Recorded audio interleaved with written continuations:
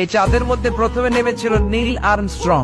মহাকাশে যাওয়ার আগে তার আগে কুকুর পাঠিয়েছিল একটা, নাম হচ্ছে কি লাইকা। লাইকা নামে একটা কুকুর পাঠিয়েছে, যে মরলে আগে কুত্তায় মরুক, আমরা বেঁচে থাকি, ঠিক কিনা? নাসার বিজ্ঞানীরা আগে কুকুর পাঠানোর পরে দেখেন আসে বেঁচে থাকে না, কারণ আপনি মাধ্যাকর্ষণ শক্তির বাইরে গেলে ওখানে কোনো বাতাস নাই, ওখানে কোনো আওয়াজ নাই, ওখানে কোনো অক্সিজেন নাই, বাঁচার পরিবেশ নাই। চিল্লায় বলেন ঠিক কিনা? তারপর গেল ভ্যালেন্টিনা তেরেস্কোভা, প্রথম নভোচারী। এদের সাহসের এই ধারাবাহিকতায় 1969-এ অ্যাপোলো 11 নামে একটা স্পেস শাটল দিয়ে নাসার সেই স্টেশন থেকে নীল আর্মস্ট্রং, এডউইন অলড্রিন আর মাইকেল কলিন্স তিন বন্ধু মিলে একটা স্পেস শাটল দিয়ে চলে গেল চাঁদে। চাঁদে তারা নামলো, ইউনাইটেড স্টেটস অফ আমেরিকার পতাকা তারা সেখানে গেড়ে দিল। নীল আর্মস্ট্রং খেয়াল করে দেখে চাঁদের এই মাথা থেকে ওই মাথার মাঝখানটাতে ফাটা। ফাটিয়েছে কে? সে পরবর্তীতে পৃথিবীতে এসে বিশ্বনবীর বায়োগ্রাফি পড়ে জানতে পেরেছে এটা বিশ্বনবী আঙ্গুলের ইশারায় ফাটিয়েছিলেন। পড়েন আল্লাহু আকবার। আবার চাঁদের মধ্যে সে একটা মিউজিক শুনতে পেল। কি শুনতে পেল?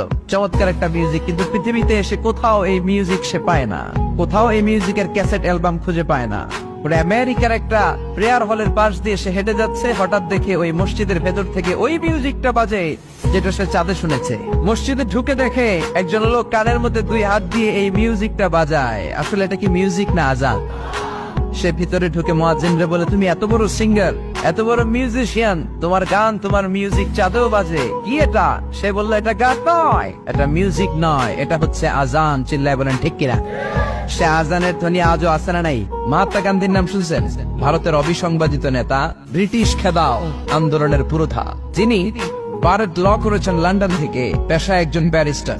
তিনি ভাবলেন সবসময় মুসলমানদের একজন নবীর কথা শুনি আমার হিন্দুস্থানে, সবাই বলে মোহাম্মদ মোহাম্মদ, কেই মোহাম্মদ, দেখি তো তার একটা জীবনী গ্রন্থ পড়ি। তো 2 খণ্ডের একটা জীবনী গ্রন্থের প্রথম খণ্ড উনি পেলেন।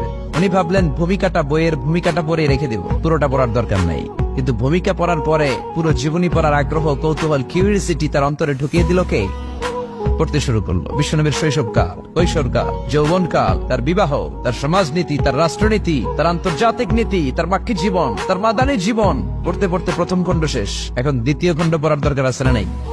দ্বিতীয় খণ্ড তো তার কাছে নাই। তিনি একবার ইন্ডিয়ার পুরাতন লাইব্রেরিগুলোকে তন্ন করে খুঁজে দ্বিতীয় খণ্ড জোগাড় করলেন, সেটাও পড়লেন। পরে তিনি অবাক। তিনি কমেন্ট করলেন, I have scanned lot of biographies in my life, but the biography of last messenger Muhammad was a unique, unparalleled and fantastic biography I've ever read. চিল্লায় বলেন আল্লাহু আকবার।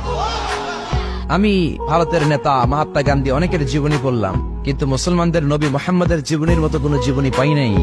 এই জীবনীটা, এটা একটা ইউনিক, আনপ্যারালাল, ফ্যান্টাস্টিক জীবনী, যে জীবনীর সাথে কারো জীবনীর কোনো মিল নাই। পড়েন সুবহানাল্লাহ। এটা কোনো মুসলমানের কথা না হিন্দুর কথা? হিন্দুর কথা।